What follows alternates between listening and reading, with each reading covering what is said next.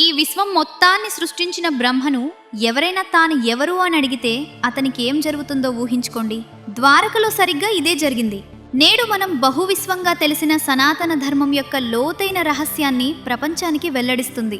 ఒకసారి బ్రహ్మ తన స్థానం గురించి కొంచెం అహంకారంగా మారాడు. శ్రీకృష్ణుణ్ణి కలవడానికి ద్వారకకు వెళ్ళాడు. అహంకారంతో ద్వారపాలకుడితో వెళ్ళు, కృష్ణుడికి బ్రహ్మ వచ్చాడని చెప్పు అని అన్నాడు. కానీ ద్వారపాలకుడు ఈ సందేశాన్ని కృష్ణుడికి అందించినప్పుడు కృష్ణుడు నవ్వి చాలా వింతైన ప్రశ్నను తిరిగి పంపాడు. వెళ్ళు, ఏ బ్రహ్మ వచ్చాడనడుగు. బ్రహ్మ ఆశ్చర్యపోయాడు.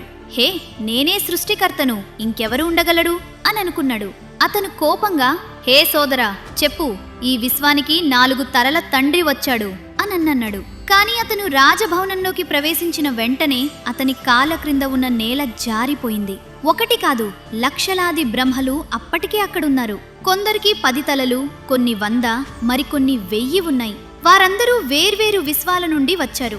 చిన్న బ్రహ్మ గర్వం చెదిరిపోయింది మరియు ఈ అనంత విశ్వంలో తాను ఒంటరిగా లేడని అతను గ్రహించాడు. అప్పుడు కృష్ణుడు ఇదంతా ఎలా పనిచేస్తుందో వివరించాడు. విష్ణువు ఒక్కడడే, కానీ అతను 3 రూపాల్లో పనిచేస్తాడని వివరించాడు. మొదట అనంత సముద్రంలో పడుకున్న మహావిష్ణువు. అతను ఊపిరి వదిలినప్పుడు బిగ్ బ్యాంగ్ లాంటి విస్ఫోటనం సంభవిస్తుంది మరియు అతని శరీరం నుండి బిలియన్ల బుడగలు ఉద్భవిస్తాయి.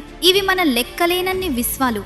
తరువాత గర్భోదక్షై విష్ణు వస్తాడు. అతను ఆ బిలియన్ల విశ్వాలలో ప్రతి దానిలోకి ప్రవేశించి అక్కడ బ్రహ్మను సృష్టిస్తాడు.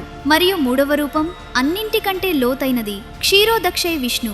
అతను చాలా సూక్ష్మంగా ఉంటాడు. అతను ప్రతి కణంలో, అణువులో మరియు మన హృదయాలలో పరమాత్మగా నివసిస్తాడు. దీని అర్థం దేవుడు ఆకాశంలో మరియు మనలో ఉన్నాడు.